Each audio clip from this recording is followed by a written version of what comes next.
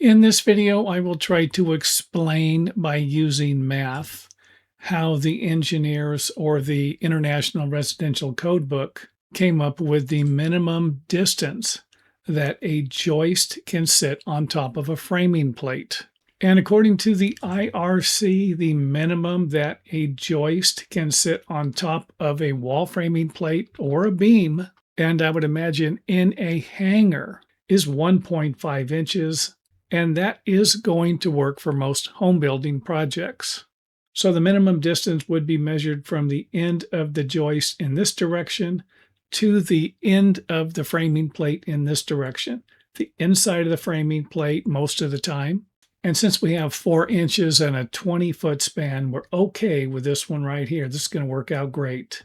Another measurement that you are going to need to know will be the on-center spacing. And in our example here, we're going to be using 16 inches on-center joist layout. And you will also need to know the width of the joist to make the necessary calculations.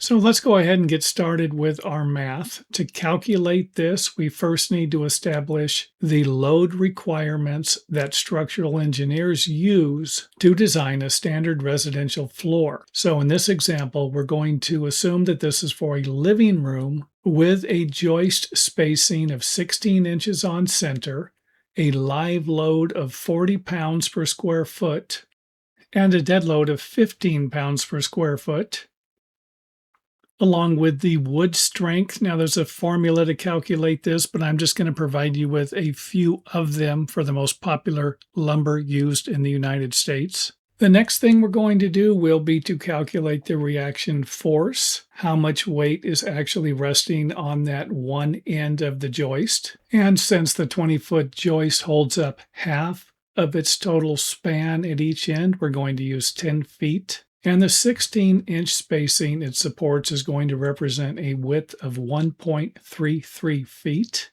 And hopefully that makes sense. 16 inches is 1 foot 4 inches. And since 4 inches is 1/3 of 12 inches, we're going to get 0.33 there. Next up, we're going to add the two loads together.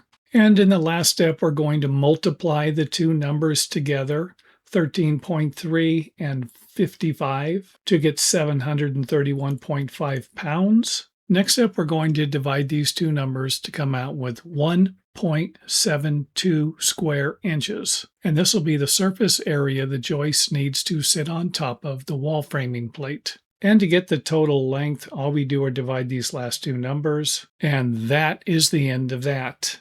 And since 1.15 inches is less than 1.5 inches, then the joist is going to be fine sitting on the 2x4 1.5 inches. And of course, the main reason why I'm making this video is to make you aware that longer spans are going to create problems for the 1.5-inch measurement.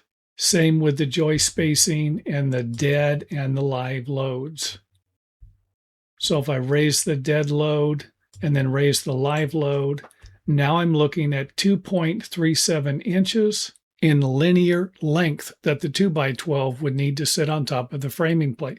And that's not that big of a deal, because as long as you have a 3.5 inch or a 3.5 inch framing plate, then all you need to do would be to eliminate the rim joist and then set the joist full bearing to where they're going to be sitting 3.5 inches on top of the wall framing plate, and then you're just simply going to block in between the joist to create the rim or the perimeter of the building.